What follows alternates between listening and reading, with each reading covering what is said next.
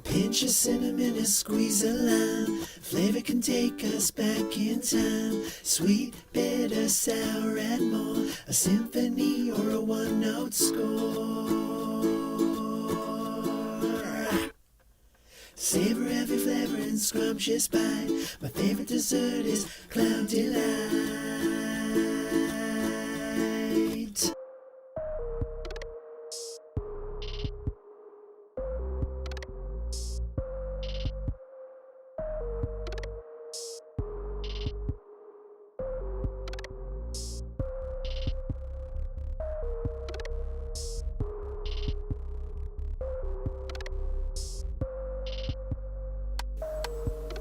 Blackberries.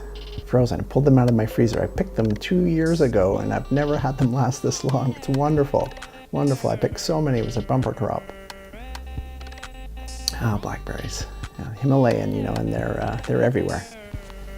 They're not only nutritious, they're delicious. They're rich in antioxidants. They're good for digestion. They lower blood sugar. They boost your brain power. They're heart healthy. Can help you feel full longer. It's great. They're free. They're everywhere. Yeah, this is outside. It's across. This is my driveway in Nanaimo. I love it.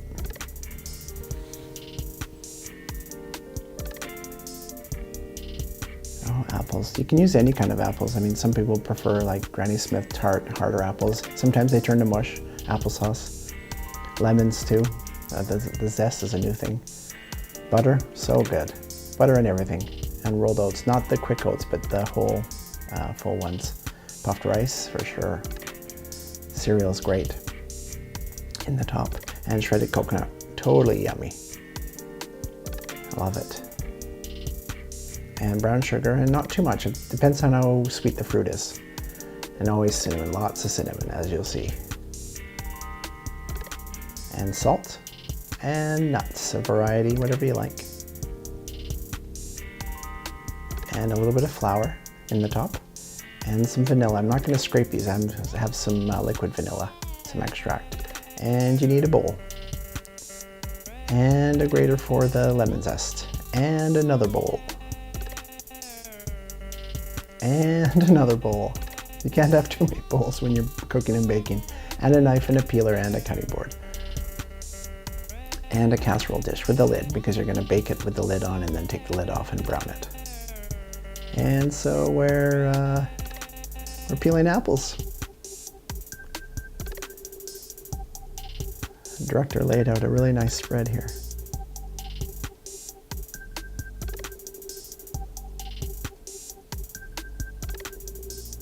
Yeah, it's so meditative to me.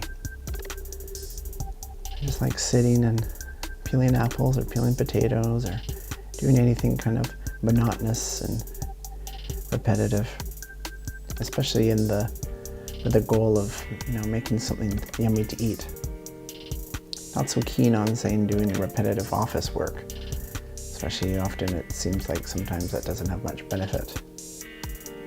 But preparing food, just something in my soul.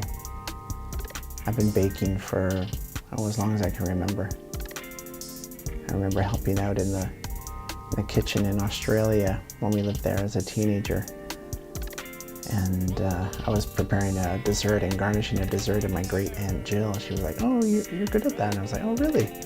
And then I'd never really kind of paid attention. I guess I just always took it for granted.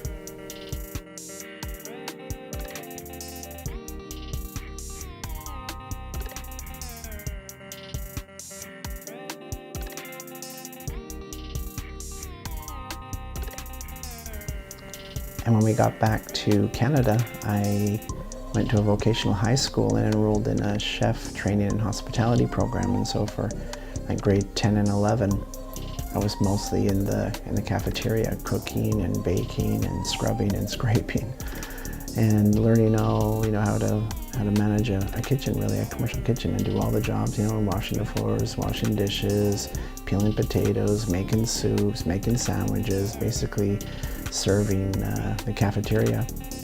And then also we do special events downtown in the city for Christmas and things like that, and people would come to eat actually at the restaurant. We had a dining room at the school where public would come, maybe on a Friday or Saturday night and order a meal, and we cook and bake for them and serve them. That was great.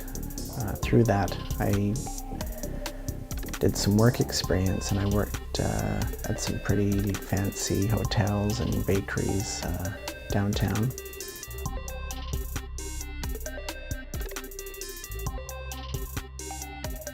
Learned a lot and realized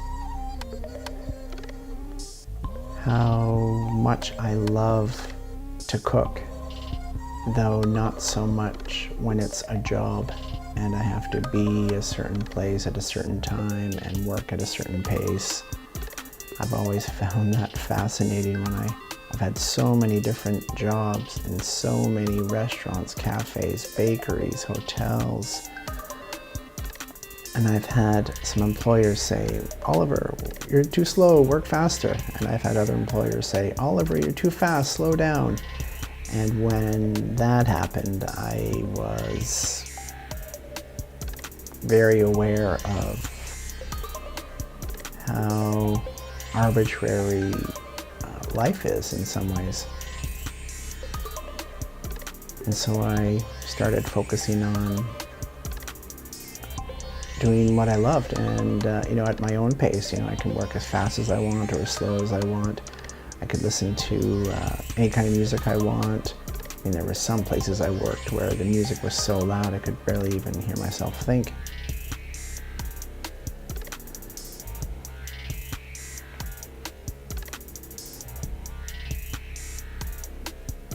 And so eventually I stopped working in commercial kitchens and I started volunteering on organic farms.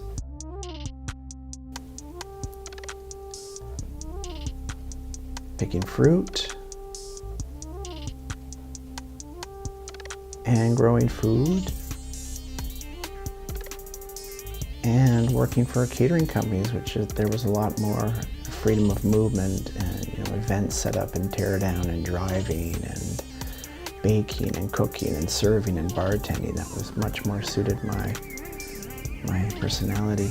I like diversity and flexibility, and I like being in control of my time to some degree, and I have so many skills that I like to be challenged and try new things.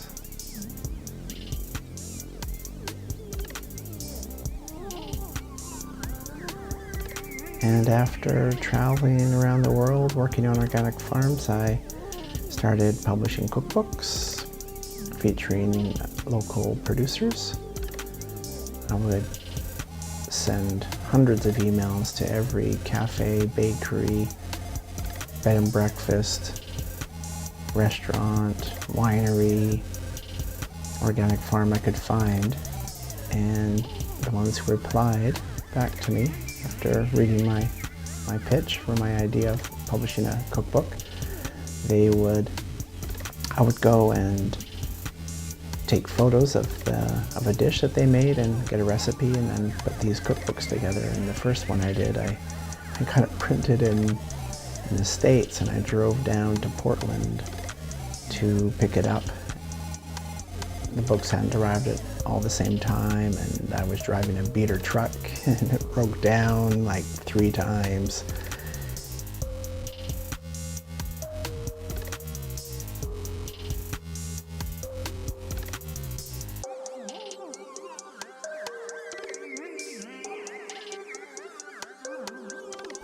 I felt like I was in over my head, and at the same time I felt like I was really pushing the envelope and making magic happen. And the cookbook was a success, and then I went on to publish some ebook versions, which were okay, but they didn't satisfy me the way a physical print book did.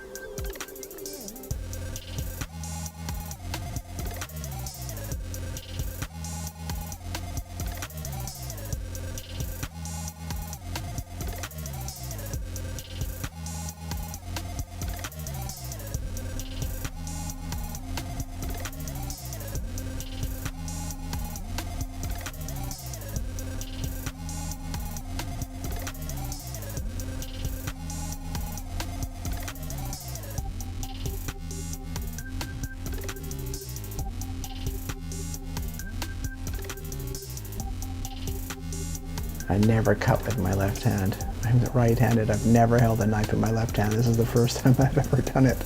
And the director suggested I do it so it would be a better camera angle. So I'm going really slow. Normally I would go really, really fast. And I used to cut myself quite regularly, but I don't anymore, not as much. Fingers and thumb in, I always say. That's my mantra when I want to rush in the kitchen and I'm cutting. I've got a knife in my hand. Fingers and thumb in, I say to myself. See how I'm cutting the apples there? Yeah, nice and simple. Sometimes I don't exactly just like that. Sometimes I'll need to, you'll see, kind of shave the corners of the core to get some apple. But if I've done it right and the apple, because the apple core is pretty much, it runs kind of, like North Pole to South Pole of the apple. And sometimes even if it's lopsided, you just have to kind of guess. And then that will depend on how much you shave. See, you cut that, like that, and like that, and like that, and then like that. And see there, I must have done good because there wasn't a lot of apple on the core to shave off. That's what you want. I've gone back to holding a knife in my right hand because it's much more comfortable.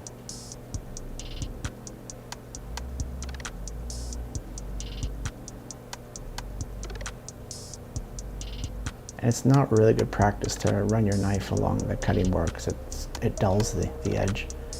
So you get a pretty good idea of what I'm doing there again.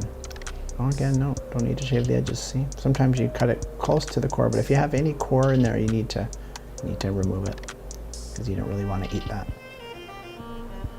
And if you're serving it to friends or family or guests or your patrons, you don't want them to eat that either.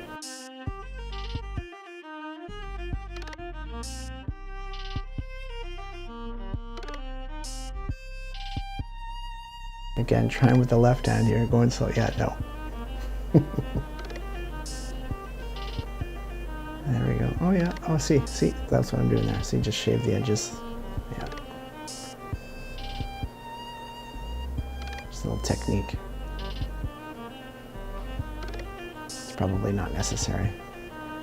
But that was one of the things I learned in the chef training program, especially when we were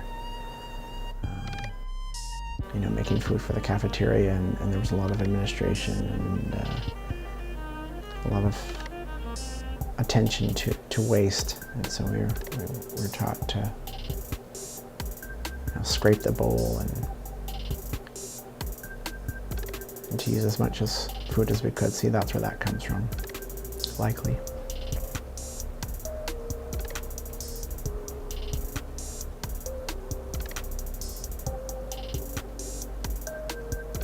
See, there's me going slow with the left hand holding the knife. That's so funny. It's a great kind of exercise to be ambidextrous, actually. Sometimes I put my belt on the other way or write with my left hand.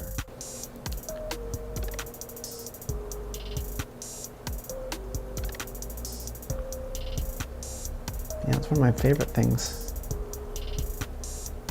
And picking blackberries is one of my favorite things. Yeah, geez, I picked so many blackberries that year. Buckets and buckets and buckets. Our freezer was half full. We're still eating them like 2.5 years later. It's amazing. You don't need to grease the pan or anything. The blackberries there, thawed. At the beginning they were in the freezer there, from frozen. So just add them on there.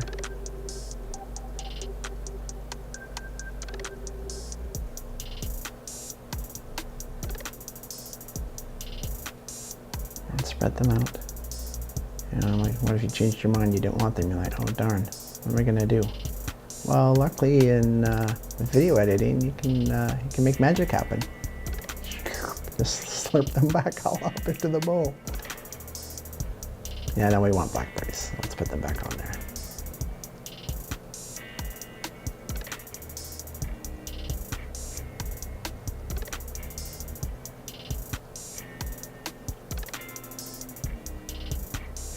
And you can put as many as you like on. Yum. Now let's make the top.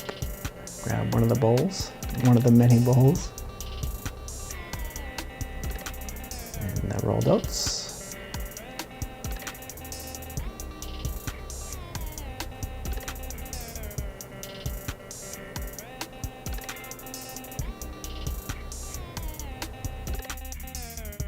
Crispy rice and the coconut.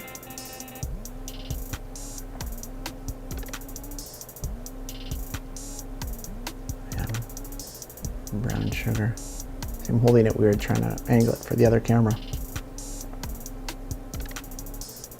You don't need a lot of sugar. It all depends on how sweet the fruit is.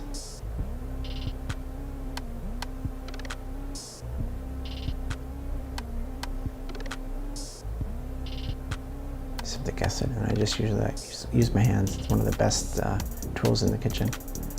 You just smush it all together.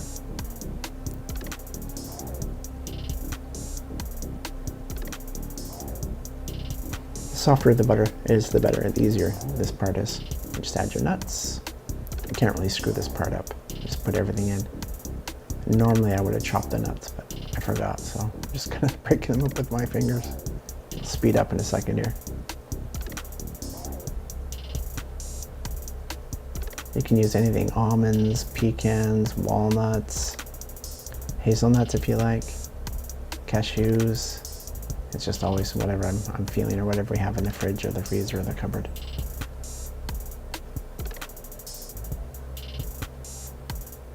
And you mix it really fast. Add a little bit of the flour, just to kind of make it cookie-y. And then cinnamon. Oh yeah, lots of cinnamon. You almost can't put too much in. And just the more you cook, the more you figure it out. Or you can follow a recipe too. If I'm making something new, I tend to follow a recipe, but once I've made it so many times, I've made this hundreds of times. And it changes every time. It's never been the same once. Quantities are always different. Ingredients are always different. The top's often different. I just started putting like cereal in the top. I quite like that crispy rice, the puffed rice. Any kind of muesli or granola, whatever you like. A bit of salt. I tend to use coarse salt for a lot of things, but you have to be really careful because it gets quite salty, so.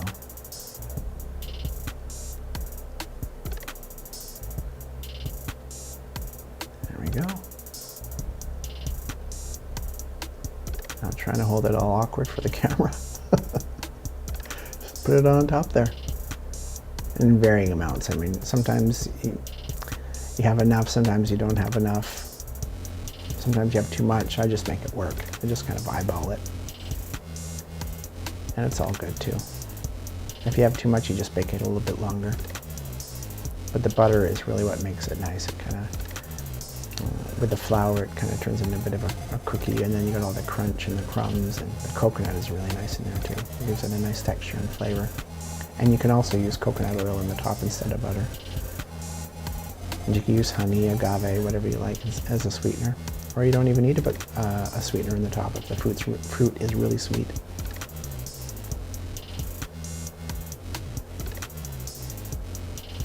Put the lid on.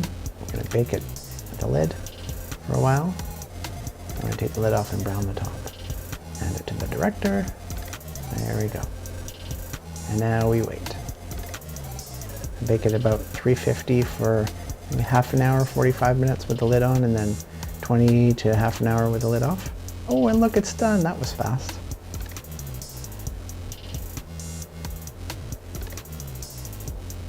Kind of settled in. It's a nice color. So once it's cool, I whip some cream.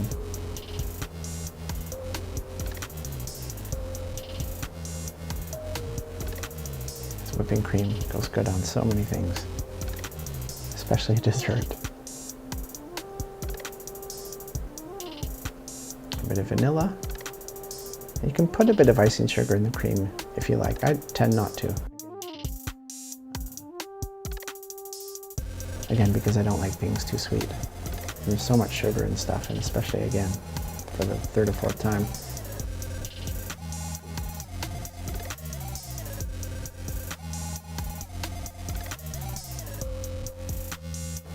speed that up. Yum. I've never made so much whipped cream in my life as I have making these shows. It's great.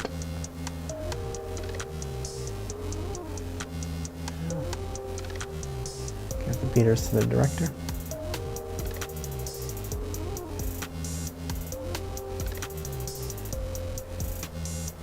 There you go. And dig in.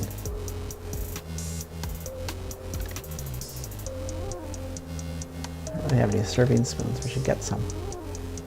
I tend to use these for everything. Kind of all purpose, although they don't pick up a lot.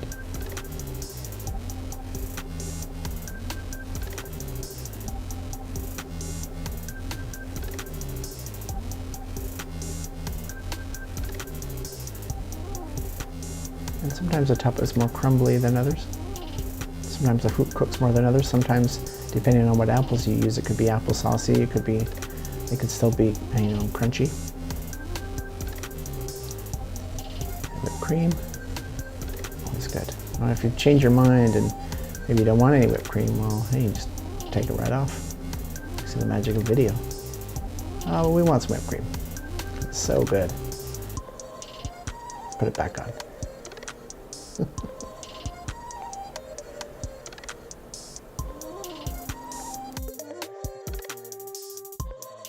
The first time I've ever done this, just came to me. Oh, it needs some color. Oh, and I turned around, there was a lemon.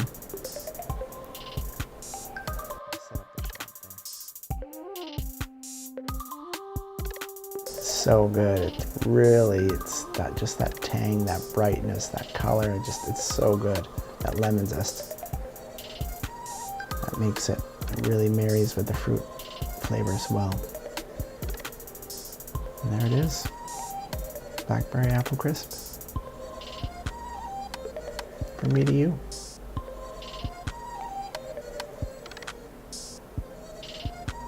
Great for potlucks, for parties. Enjoy.